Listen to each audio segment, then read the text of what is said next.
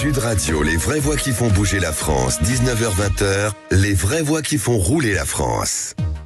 Et au sommaire de cette émission, bah oui, un petit peu, qu'est-ce qu'il y a, Marie, notre réalisatrice, elle dormait. Tu dormais? Oui, tu dormais, elle dormait. Allez, au sommaire de cette émission, une bonne nouvelle du côté de Sochaux. Stellantis recrute suite au succès de la Peugeot 3008 électrique. Jean-Luc Ternay sera avec nous, délégué syndical CFTC à Sochaux. Depuis 1905, le groupe Neubauer est un acteur majeur de la distribution automobile en Ile-de-France. Réparti en 51 points de vente, l'entreprise familiale représente 21 marques. Oui, c'est bien ça.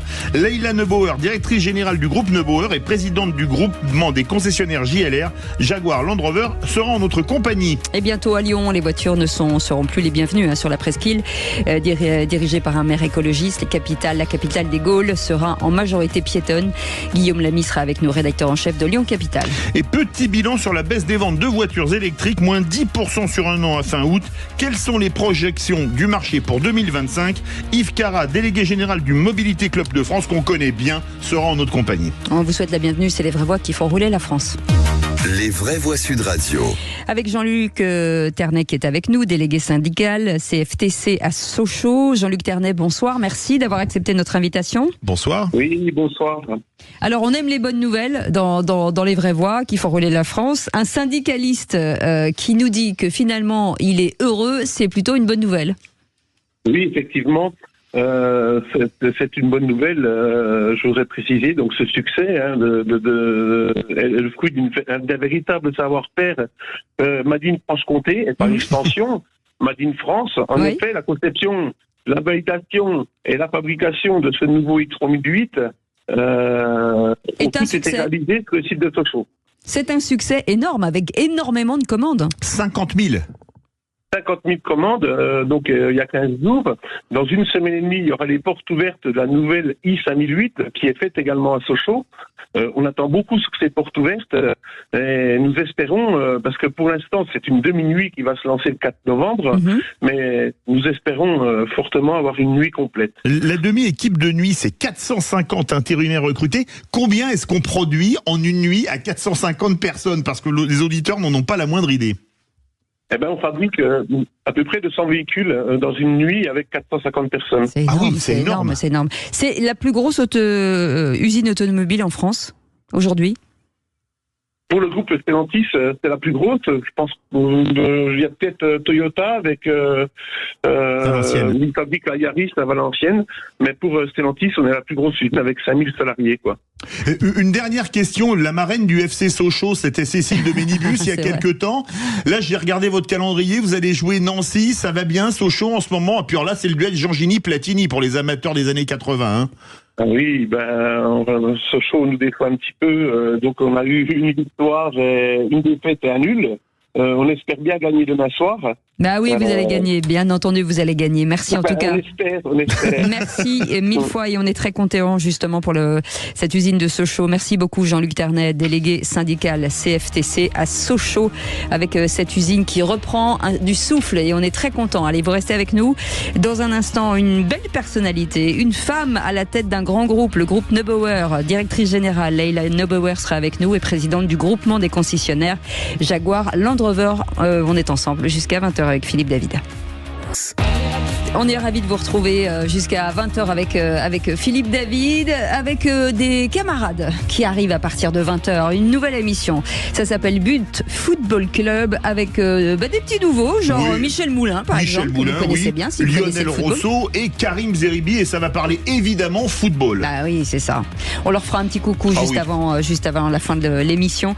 Et ce soir, les vraies voix qui font rouler la France. On parle automobile avec une invitée qu'on aime beaucoup, Leïla Neubauer, qui est avec nous. Bonsoir, merci d'avoir accepté notre invitation. Bonsoir Cécile, bonsoir Philippe. Bonsoir. Directrice générale du groupe Neubauer et présidente du groupement des concessionnaires JLR, dont on parle de Jaguar et de Land Rover. Revenons un petit peu pour ceux pour les non-parisiens, parce que c'est quand même Île-de-France, Neubauer, sur le groupe. Le groupe, c'est 5 générations aujourd'hui qui perpétuent un savoir-faire de 1905. Absolument. C'est un groupe qui a plus de 120 ans et qui, depuis 120 ans, n'a de cesse que d'innover, que d'accompagner la vie territoriale, la vie de la cité, à travers toutes les solutions de mobilité qui ont pu exister sur ces 120 dernières années. Donc, ça commence par les transports hippomobiles avec Albert Neuboer, qui était l'arrière-grand-père de mes enfants. Oui. Et chaque génération a apporté aussi sa part de responsabilité, sa part d'engagement et d'ouverture, bien entendu. Donc on est passé par évidemment traverser 2 guerres et accompagner tout ce pan en fait de l'industrie française et toute cette histoire de France qui est formidable. D'ailleurs, il y a pile 110 ans, c'était la bataille de la Marne. Neuboer a fourni des taxis pour envoyer des fantassins au front. C'est tout incroyable. Il y a pile 110 ans, septembre 1914. C'était un des points forts et un des premiers points forts qui marque aussi l'engagement du groupe Neuboer, sa détermination et encore une fois son accompagnement à la vie de la nation. Voilà. Alors en 1936, l'entreprise familiale devient un concessionnaire exclusif de Peugeot. Alors c'est une histoire d'amour de 63 ans quand même, et tout à coup ça bascule à l'aube de l'an 2000, où là on décide, enfin en tout cas le groupe décide de devenir multimarque. Alors absolument, c'est vrai que l'histoire de Peugeot avec Neuboer est une histoire d'amour. Je pense que Cécile, vous l'exprimez bien. C'est une rencontre entre 2 hommes, Monsieur Neuboer et Monsieur Peugeot, qui partageaient à l'époque les mêmes valeurs, la même volonté aussi d'accompagner la mobilité française. Les années ont passé, le développement du groupe a fait aussi qu'il a souhaité s'ouvrir, s'émanciper, et c'est sous l'impulsion de la 4e génération que le groupe a ouvert le champ à d'autres constructeurs. Et ça commence par Volkswagen. Et ça commence absolument par Volkswagen. L'aventure de la multiplicité des marques commence par Volkswagen, et d'autres constructeurs, d'autres marques, formidables marques, vont rentrer au sein du groupe Neuboer au fil des rencontres, au fil des années, des succès. Et ce qui fait qu'aujourd'hui, nous sommes à 21 marques, auto et moto, puisque dans toute l'histoire du groupe, et je représente moi aujourd'hui donc la 5e génération, c'est vous qui avez ouvert le cycle en fait, quelque part. J'écris une nouvelle page. J'écris un nouveau chapitre et c'est très important pour moi puisque j'ai une vision accompagnatrice aussi de l'environnement, des sujets climatiques et ça me tenait à cœur que le groupe Neuboer soit fort de propositions visant aussi à apporter des mobilités douces.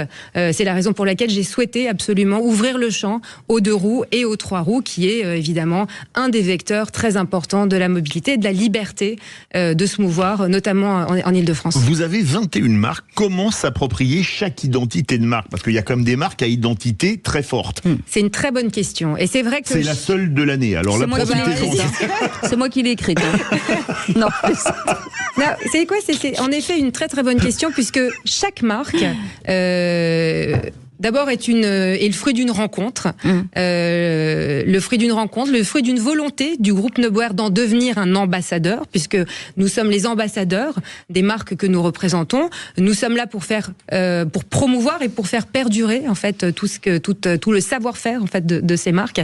Et il est essentiel pour nous de préserver et de mettre en avant l'authenticité, l'unité et le côté exceptionnel de chaque marque. Donc, bien entendu, c'est très important. Ça passe par quoi? Ça passe par une relation étroite avec chaque constructeur. Et quand je dis une relation étroite... Un langage précis en fonction de... Alors... À titre personnel, j'ai pas de langage précis avec chaque constructeur. Je pense que je m'exprime suffisamment. Non, entre la marque et le client, en fait, peut-être avec des mots, une histoire à raconter. Oui, en effet, chaque constructeur a son histoire à raconter. Nous sommes là pour la raconter en nom du constructeur, à travers évidemment les formations que nos collaboratrices et collaborateurs entretiennent de manière extrêmement régulière, pour pouvoir comprendre l'innovation liée à la marque, l'image, l'identité, la philosophie, ce que le constructeur souhaite transmettre à son client, qu'il soit particulier ou entreprise. Alors, il y a quand même on est des passeurs de relais, en fait. C'est ça, mais vous avez des marques très généralistes, même généralistes, comme Ford ou Volkswagen ou Nissan, et à côté de ça, des marques vraiment premium, haut de gamme, comme Jaguar, comme Abarth, comme Alfa Romeo. On est plus dans le luxe maintenant. On est plus dans le luxe.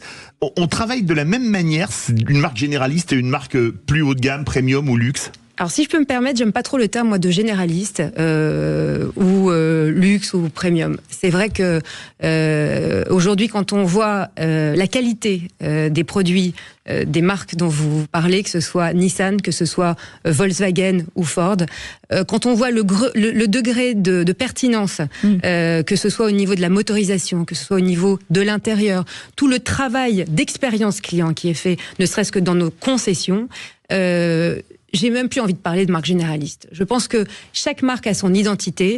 Et pourquoi nous allons nous distribuer 21 marques, voire 22, voire 23, voire 24 ? C'est que notre volonté est de proposer une mobilité à 360 degrés et de parfaire l'intégralité des besoins des consommatrices et consommateurs, qu'ils soient particuliers et qu'ils soient entreprises. Donc, c'est pas forcément une branche généraliste, une branche premium, voire luxe. C'est plutôt un puzzle au grand complet, en fait. C'est plutôt ça. Vous parlez d'expérience client. On a l'impression qu'aujourd'hui, il y a un véritable effort qui est fait juste sur cette expérience. Absolument. On sent que c'est très travaillé, que le client, peut-être ces dernières années, et ça je parle pour tout le monde, était peut-être un peu traité différemment, et que là, le retour du client roi. C'est exactement ça. Nous sommes, nous, concessionnaires, distributeurs. C'est ce que je vous disais tout à l'heure. Notre rôle, notre devoir est de représenter et d'être la représentation du constructeur dans la ville, d'arriver dans le foyer, d'arriver dans la cité, en fait. Et pour ce faire, il faut absolument qu'on soit à la hauteur, en fait, de tout ce que le constructeur déploie en termes d'image. Et ça passe évidemment par une expérience client qui soit totalement en phase avec tout ce qui est engagé par ailleurs par chacun des constructeurs. Parce que il y a un groupe dans lequel vous êtes là vraiment leader, on peut dire précurseur au niveau mondial, c'est avec le groupe Jaguar Land Rover qui appartient au groupe Tata, groupe indien de sidérurgie et d'automobile notamment, parce que vous êtes le premier, après Hanoï au Vietnam, donc c'est un peu loin, à faire le nouveau concept de maison de marque. Alors expliquez-nous ce qu'est une maison de marque, parce que on est habitué, surtout les plus anciens comme moi, à parler de concessionnaire automobile. Ouais. Même les termes ont changé. Il y a une évolution des termes. Et même les représentants ont changé, puisque vous avez une femme devant vous. C'est vrai. Oui, c'est vrai. Donc le monde change et c'est tant mieux. Alors oui, c'est une immense fierté d'avoir la confiance d'un constructeur comme JLR, qui nous confie cette... Jaguar Land Rover. JLR, absolument. Absolument. Jaguar Land Rover, qui nous confie donc cette mission exceptionnelle, qui est de les représenter dans leur nouveau modèle, qui est le Modern Luxury, leur nouveau modèle de représentation, qui passe par, en effet, vous l'avez dit, ces maisons de marque, qui sont... des lieux qui mettent en avant les marques qui sont Discovery, Defender et Land Rover.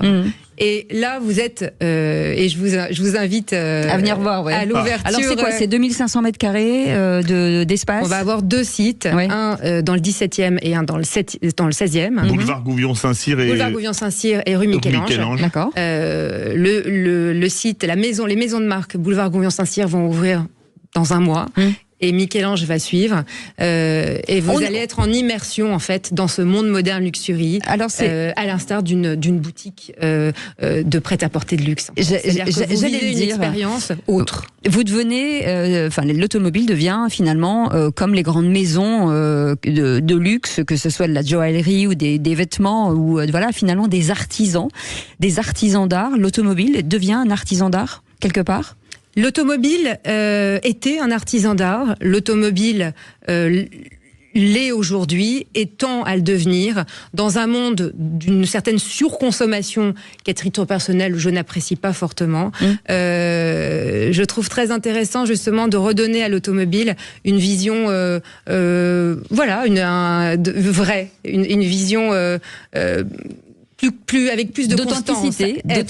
Voilà, c'est ça. Alors, je tiens à le signaler, puisqu'en avril dernier, vous avez été élu à l'unanimité, ce qui est important pour un mandat de 2 ans, présidente du groupement des concessionnaires, justement, Jaguar Land Rover.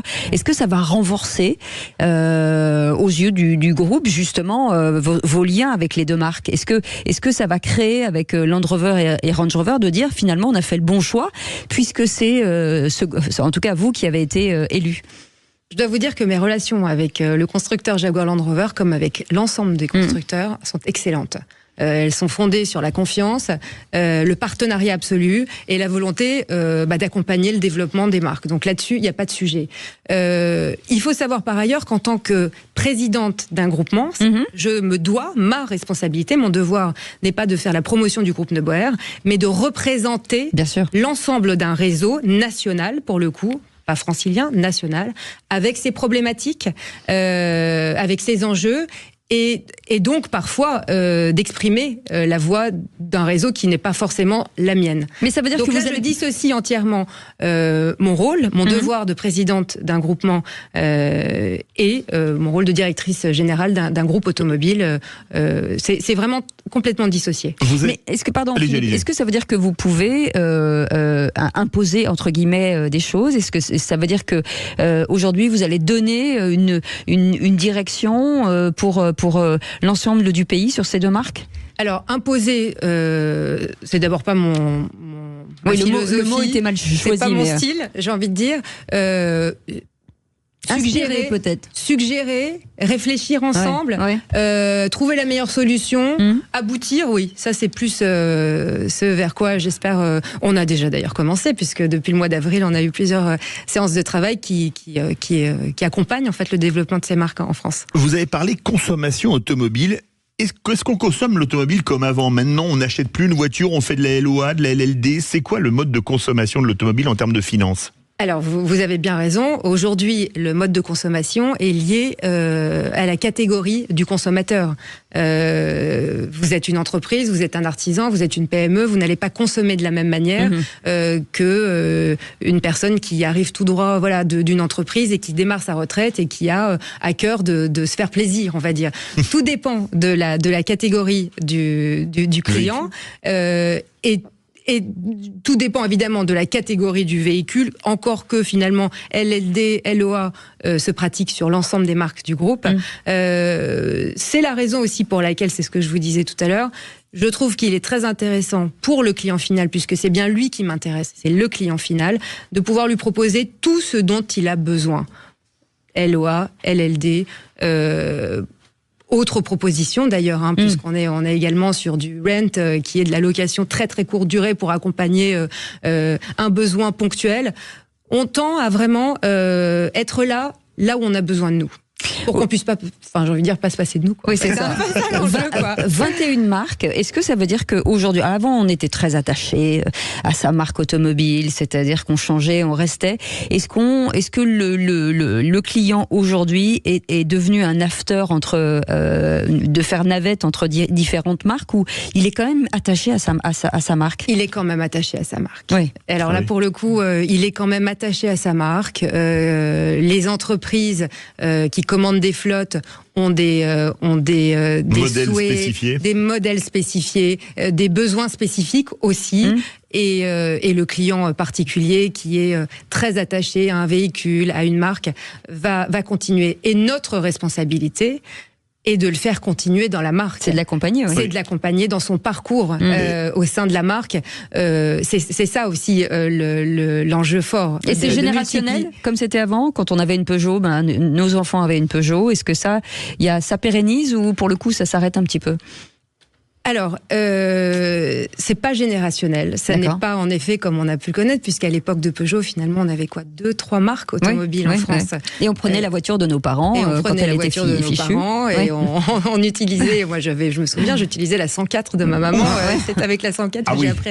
Voilà. Donc c'est vrai que c'est le rapport, je ne vais pas vous mentir, bien sûr que le rapport à l'automobile a changé, mais il est encore présent. C'est un outil d'émancipation, c'est un outil de liberté, et c'est comme ça que je le vois. Et c'est pas forcément un outil qui va vous éloigner de votre besoin de regard écologique. Parce que ça, c'est important aussi de le préciser. Vous avez pratiqué une diversification surprenante dans 3 sites, dont Boulevard Gouvion-Saint-Cyr, les espaces de coworking.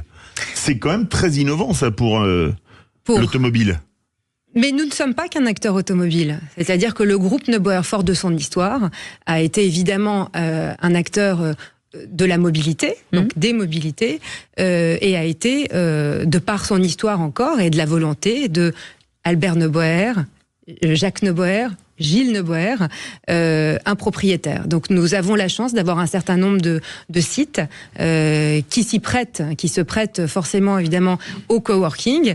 Et ce coworking, en fait, ces flex office que nous avons en place, nous en avons un notamment boulevard Gouvion-Saint-Cyr, sur 4000 m², nous permettent de proposer aussi cette agilité qui est importante pour nous, qui permet à la société qui a besoin peut-être de démarrer son business, de venir, de prendre un bail précaire sur 15 mois et d'avancer. Donc ça, c'est aussi c'est un point fort et c'est une volonté aussi de notre part d'accompagner la vie de la cité de cette manière. C'est important aussi. C'est notre accompagnement sociétal aussi. Alors il y a la maison des marques et il y a la maison Neuboer et c'est peut-être ça aussi, ce coworking. Merci mille fois Leïla Neuboer d'avoir été avec nous. Merci directrice infiniment. Générale du groupe Neuboer et présidente du groupement des concessionnaires JLR. Donc on parle de Jaguar Land Rover. Merci mille fois d'avoir accepté notre invitation. Dans un instant, Lyon, certaines voitures ne sont plus les bienvenues sur la presqu'île. Oui. On va en parler avec Guillaume Lamy qui est avec nous dans un instant. C'est le rédacteur en chef de Lyon Capitale. À tout de suite. Merci beaucoup. Merci.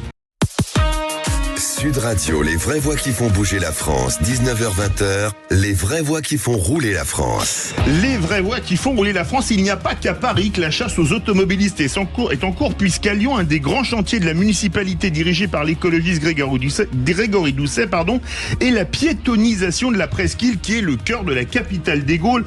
Nous sommes en compagnie de Guillaume Lamy, rédacteur en chef de Lyon Capitale. Je vous montre le dernier numéro. Alors, par pure déontologie, Lyon Capitale et Sud Radio font partie du même groupe qui est Fiduciel Média, je le rappelle. Voilà, c'est important de le dire. Guillaume Lamy, merci d'être avec nous. Donc, il n'y a pas qu'à Paris que l'on chasse les voitures. C'est la nouvelle intention, en tout cas du maire de Lyon, c'est finalement de faire disparaître et d'intégrer la piétonisation au plus large possible. Alors oui, bonjour. Alors effectivement, c'était une promesse de campagne des écologistes, c'est effectivement de rendre la ville aux piétons. Alors en fait, finalement, ils parlent pas tant de piétonisation, ils parlent plutôt on en entend parler dans les grandes villes, de zone à trafic limité. Mais finalement, c'est une piétonisation qui ne dit pas son nom, puisque effectivement, les voitures vont être, comme on le disait, vont être chassées. Il faut appeler un chat, de l'hypercentre de la presqu'île de Lyon. Alors, c'est une zone qui compte 50 000 habitants pour 47 000 salariés. Est-ce que c'est le poumon économique de Lyon ? Alors, le poumon économique de Lyon, il y en a deux. Il y a effectivement l'hypercentre, ce qu'on appelle la presqu'île, et puis il y a effectivement la Pardieu plus à l'ouest. Mais c'est effectivement un des poumons, un des grands poumons économiques de Lyon, effectivement. Ouais. Soyons clairs, l'incidence, c'est quoi ? Ça veut dire que pour ceux qui travaillent, pour ceux qui s'y garaient, pour peut-être aujourd'hui les commerçants, ça va créer un problème quand même ? Alors, ça va créer un problème puisque c'est la première fois à Lyon qu'un projet est aussi contesté, puisqu'aujourd'hui, il y a un collectif qui s'appelle les Défenseurs de Lyon et du Grand Lyon depuis la fin de l'été, qui réunit quasiment 11 000 personnes. Enfin, 11 000 personnes, c'est quand même énorme à l'échelle d'une ville. Alors, il y a beaucoup de commerçants, mais pas que. Il y a des citoyens. Mmh. Et en fait, l'inquiétude de beaucoup de commerçants, d'une grande majorité de commerçants, notamment indépendants, c'est effectivement que moins de voitures égale moins de clients. Donc, ils ont déjà relevé des pertes de chiffre d'affaires allant pour certains jusqu'à 20%. C'est pas anodin. Et puis, ce que nous disaient les experts qu'on a pu interroger à droite à gauche, c'est le risque d'une patrimonialisation de l'hypercentre, c'est-à-dire d'avoir un vieux Lyon bis avec finalement une perte des commerces indépendants et une confortation, si on peut dire ça, des grandes enseignes nationales qu'on trouve dans toutes les villes finalement. D'accord. Alors on parle beaucoup du périphérique parisien, mais ça fait pas plaisir aux Franciliens puisqu'il y a plus de Franciliens que de Parisiens qui prennent le périphérique. Mmh. Comment ça se passe à Lyon où la commune c'est 522 000 habitants a priori? Pour 1,4 million d'habitants sur l'agglomération, est-ce qu'il y a des frictions entre les banlieusards lyonnais et la ville de Lyon ? Des frictions, il y en a forcément, puisque on a à peu près, selon les chiffres qui sont donnés par la métropole, il y a à peu près 80 000 voitures qui arrivent et partent de l'hypercentre chaque jour avec des pointes selon les endroits. Donc il y a quand même un pourcentage d'automobiles. Ce sont des gens donc qui viennent de la, entre guillemets, de la banlieue, c'est-à-dire de la première, deuxième, troisième couronne. Donc tous ces gens. Il y a une concertation qui est aujourd'hui en cours jusqu'au 11 octobre pour savoir qui est-ce qui pourra rentrer, qui est-ce qui ne pourra pas rentrer. Il faudra après enregistrer des plaques d'immatriculation. Il y a certaines personnes, c'est déjà dit, qui ne pourront rentrer qu'avec des autorisations. Des autorisations exceptionnelles, c'est-à-dire par exemple aller voir un spécialiste médical, chercher un colis. Tout ça, c'est encore un peu flou, d'où l'idée de la concertation, mais en tout cas, effectivement, ça crée énormément de friction. D'où ce fameux collectif des défenseurs de Lyon qui devient défenseur de Lyon et du Grand Lyon. Voilà, un petit peu plus loin, qui s'élargit effectivement. Mais ça veut dire que j'imagine qu'il va falloir prévoir des parkings aussi pour que tous ces gens se garent. Alors, vous avez tout à fait raison. On a des parkings, il y a des parkings autour de Lyon. Simplement, ils sont pleins à 97% aujourd'hui, selon les derniers chiffres qu'on a pu se fournir. En fait, si vous voulez, ce qu'on appelle les parkings relais, c'est-à-dire que vous mettez des parkings en périphérie, le but, on pose sa voiture, et l'idée, ça serait d'avoir un transport en commun gratuit qui nous fasse arriver dans la presqu'île. Ce qui n'est pas le cas, c'est donc ces parkings sont saturés, et aujourd'hui, la métropole de Lyon, qui est finalement en charge, qui a la compétence de la voirie, c'est pas la ville de Lyon, c'est la métropole de Lyon. Pour les écologistes, ils considèrent que les parkings sont des aspirateurs à voiture. Donc finalement, voilà, c'est le serpent qui se mord la queue, parce que une fois qu'on a dit ça, qu'est-ce qu'on fait? Il y a toutes ces voitures qui doivent arriver à Lyon, qui pourront plus arriver sur Lyon, et tous les axes autour sont complètement saturés. Mais Guillaume Lamy, quand on lit l'excellent document qu'il y a dans Lyon Capitale à ce sujet, on apprend justement que certains veulent mettre le parking gratuit en périphérie, mais avec en plus un bon d'achat offert. Alors, qui paye le parking, qui paye le bon d'achat et qui paye le transport en commun? C'est peut-être une question un peu basique, mais qui se pose. Bah oui, c'est important. Alors, en fait, oui. On avait interrogé un Stéphane Bourdin, qui est professeur de géographie économique à l'EM Business School de Strasbourg, et qui disait, dans tout projet comme ça, qui change énormément la culture, il faut ce qu'on appelle, il y a une économie de l'incitation. C'est-à-dire que si une collectivité impose ça, malgré une concertation, il y a toujours une petite concertation, impose ça marchera jamais. C'est-à-dire que, en fait, il faut leur dire, OK, on va piétoniser la ville, l'hypercentre, vous pourrez plus rentrer. En revanche, on peut vous faire un parking gratuit, on peut mettre des navettes électriques gratuites, on peut vous donner des bons d'achat pour les commerces indépendants. Et tout ça, pour le moment, il n'y a aucune politique d'incitation de la part de la mairie de la métropole de Lyon, ce qui se cristallise énormément toute cette levée de bouclier qu'on voit actuellement, effectivement. Est-ce qu'ils ont mesuré, j'imagine qu'ils ont, j'espère que vous allez me dire oui, l'impact positif sur l'environnement, parce que j'imagine que le but de ça, c'est l'impact sur l'environnement. Alors oui, effectivement, c'est le critère de l'exécutif écologiste. C'est une bonne question, parce que il y a eu aucune étude d'impact de ce vaste projet qui est quand même sur 175 hectares. Aucune étude d'impact. Ce qui est obligatoire, m'a confirmé une avocate, qui est l'avocate du collectif des défenseurs de Lyon. Donc il y a eu un recours en excès de pouvoir qui a été déposé en 2023. Pour ce dossier, j'ai appelé le tribunal administratif, qui n'a toujours pas rendu sa décision. Donc ça veut dire qu'on va se retrouver avec une mise en service début 2025, sans possiblement d'études d'impact, ce qui pose quand même d'études d'impact environnemental, économique, donc ce qui pose quand même un gros problème, on va dire moral entre guillemets. Ce serait pour quand finalement ce chantier? Parce que c'est une fois que la piétonnisation est mise en place, il y a tous les travaux avant, parce que là aussi ça va être un enfer. Et ça coûte beaucoup d'argent. Alors ça coûte beaucoup d'argent effectivement. Et les travaux ont commencé. On a un axe traversant qui est très connu à Lyon, qui s'appelle la rue Grenette, qui permet de traverser la presqu'île d'est en ouest. Aujourd'hui, il est fermé.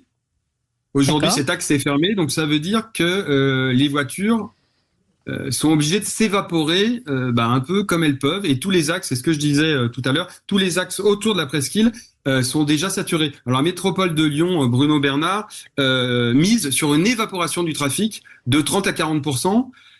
Voilà, c'est finalement on verra bien ce qui se passe un petit peu plus tard. Ils vont polluer les artères en fait. Toutes les petites rues vont être totalement polluées puisque des voitures arrêtées.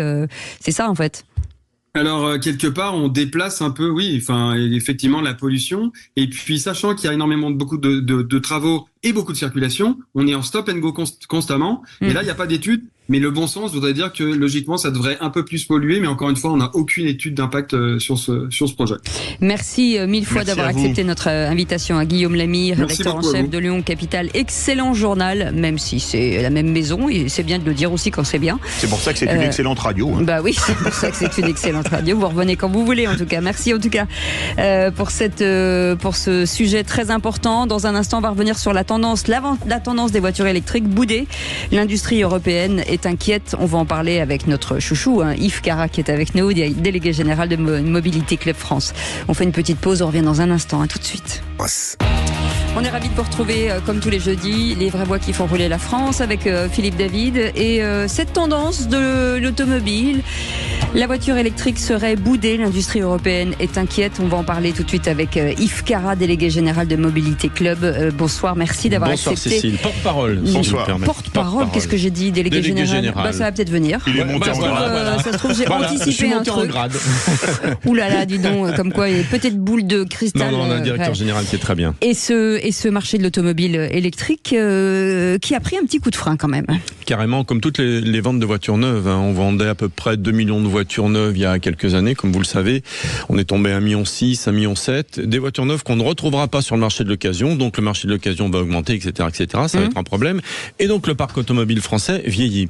Mais rappelez-vous, il y a quelques années, quand cette décision absolument scandaleuse a été prise par les députés européens d'interdire le moteur thermique en 2035, les directeurs généraux des grands groupes ont dit attention, parce qu'on va nous demander de fabriquer des voitures que nos clients risquent de ne pas acheter. Et ils ont dit risque de ne pas acheter pour être polis. Oui. Ils le savaient déjà qu'il y aurait ce problème. Voilà, nous y sommes. Alors justement, le PDG de Renault, Luca de Meo, a déclaré il y a 5 jours, dimanche, que maintenant il fallait qu'il produise 4 voitures thermiques, il fallait qu'il vende une voiture électrique pour avoir le droit de produire 4 voitures thermiques, sinon les amendes pour les constructeurs européens pourraient atteindre 15 milliards d'euros. On est chez les fous, non? Et là, les Chinois, ils se frottent les mains en se disant c'est génial, les gars, continuez comme ça, pour nous, c'est tout bon. Évidemment, c'est n'importe quoi. Mais de toute façon, à mon sens, j'en discutais, si vous voulez, avec un journaliste de Tesla Mag. Tesla Mag, il y a quelques temps, donc Tesla. Et il me disait, mais les Français ne veulent pas l'électrique. Je dis, c'est pas une question de vouloir ou pas vouloir. Est-ce que ça nous apporte quelque chose de mieux? Est-ce qu'on en a besoin? Est-ce que dans notre vie? La réponse est non. Ça n'apporte rien de mieux parce que l'itinérance, ça coûte aussi cher sur les aires d'autoroute, qui sont bien équipées, il faut le dire. D'ailleurs, l'électricité qui va baisser de 10% en février, je suis pas sûr que les charges sur l'autoroute ou ailleurs baissent de 10%. Surtout qu'on prévoit une taxe sur les producteurs d'énergie, donc voilà, c'est pas grave. Donc je suis pas sûr. C'est sympa pour ceux qui les ont achetés plein pot il y a 1 an déjà. Ouais, bien. Complètement. Non, mais l'électrique, je dis toujours, c'est bien. Si on a une borne chez soi pour tourner autour de chez soi, c'est parfait. Si on n'utilise pas sa voiture autrement, alors l'itinérance avec une Tesla ou des grosses voitures, etc., ça peut exister, c'est bien. Mais c'est toujours un vrai challenge. Donc voilà, tout ce qui est annoncé. Vous savez, on a souvent parlé des ZFE ici. Nous, dès le départ, Mobilité Club France, zone à faible émission. On a dit les ZFE, ça ne peut pas tenir en fonction de la vitesse de renouvellement du parc et de ce qui se passe. Ça ne tient pas. L'électrique, l'Europe sera obligée de revenir sur cette décision de 2035. Je vois pas comment ils pourront faire. Oui, c'est ce que j'allais vous dire. Est-ce que les concessionnaires vont, en tout cas les constructeurs vont commencer à reculer? C'est le client, Cécile, vous le savez bien, c'est le client qui décide. Aujourd'hui, qu'est-ce qui se passe? On n'achète pas d'électrique. Oui, mais là, elles sont parties toutes en fabrication. Il va bien falloir en faire quelque chose. Il y a déjà des stocks qui attendent depuis je sais pas combien de temps. Oui, mais c'est un vrai problème.